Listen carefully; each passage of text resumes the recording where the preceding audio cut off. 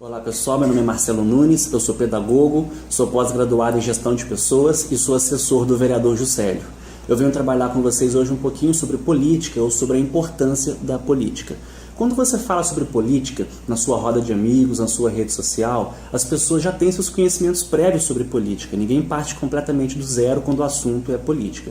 Isso é muito bom porque você não precisa trabalhar e construir todo um significado sobre o tema.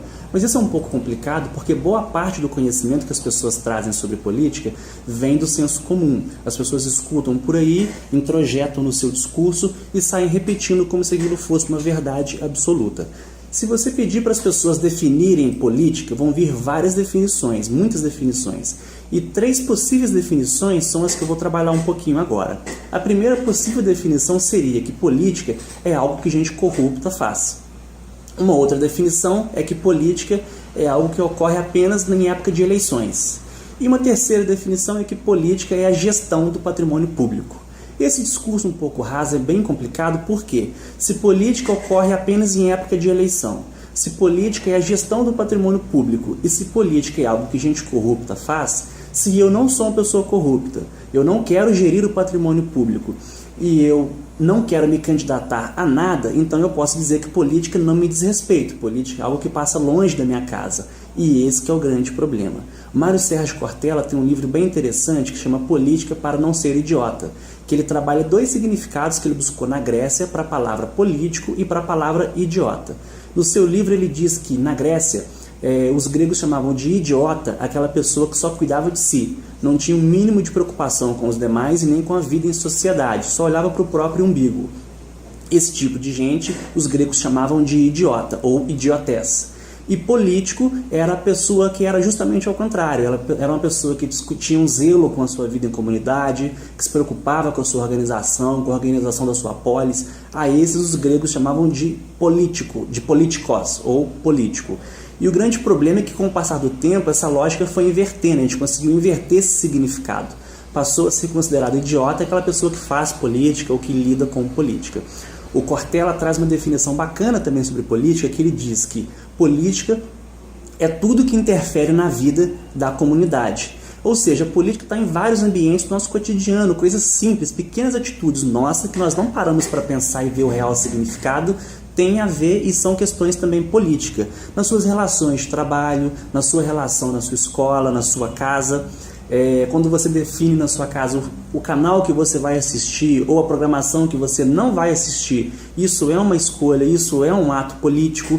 Quando você passa, por exemplo, numa estrada, você está dirigindo, você passa por uma blitz e lá na frente você pisca farol para avisar a pessoa que vem no sentido oposto que tem uma blitz. Isso é um ato político muito complicado. Você está avisando a pessoa que tem uma blitz, para a pessoa parar, para a pessoa colocar o cinto ou diminuir a velocidade. É um ato extremamente político esse tipo de situação, esse tipo de escolha de avisar alguém que vem do lado oposto.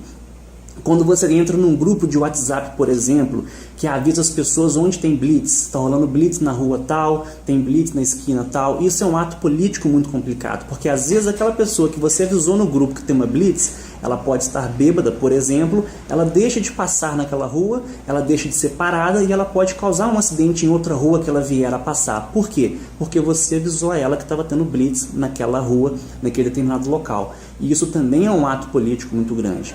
E nós podemos dar um exemplo também, que é um exemplo que eu gosto bastante, de um ônibus cheio. Você está vindo do seu trabalho no final da tarde, um ônibus lotado e você em pé. Há pelo menos 2 pensamentos que se pode ter nessa situação. Primeiro pensamento, eu vou trabalhar, vou ganhar dinheiro e nunca mais vou andar de ônibus, vou comprar meu carro. Esse é um pensamento. E o outro pensamento é inaceitável que depois de um dia de trabalho essas pessoas estejam passando por isso. Nós precisamos nos organizar de alguma maneira para que possamos dar melhor condição de vida e de transporte para as pessoas.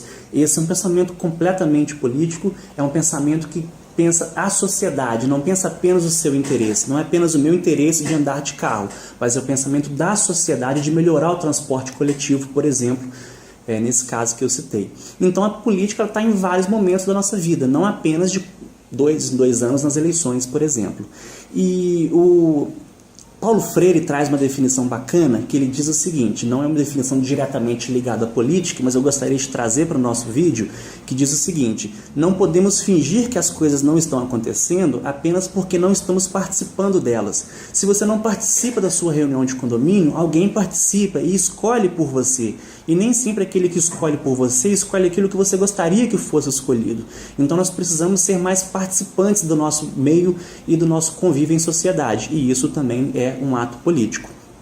Como diriam os antigos, a minha avó sempre dizia que os ausentes nunca têm razão. E eles não têm mesmo. Se você não participa das reuniões, se você não participa de nada, você só pode reclamar. Se você diz e se considera uma pessoa apolítica, eu sou apolítico, eu não gosto de política, isso é um ato completamente político. Por quê?